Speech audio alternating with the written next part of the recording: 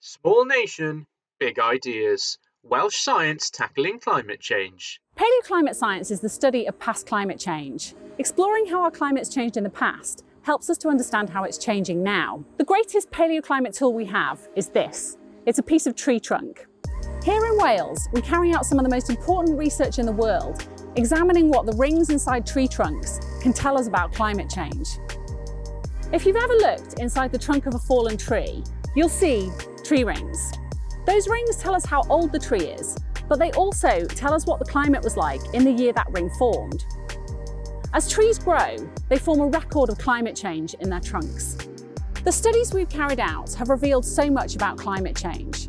From studying the world's oldest trees, the bristlecone pines, we've learned that there are some places where the climate is drying out as well as warming, making it hard for trees to take advantage of warmer growing conditions. Studying older trees across Europe has revealed it's not always warm and dry at the same time. In the past, when it's been warmer, it has sometimes been wetter, and actually, we think that we will experience more extreme rainfall events in the future as our climate warms. Trees are amazing things, and the stories that they hold in their trunks can help us understand what kind of a climate future we're making for ourselves.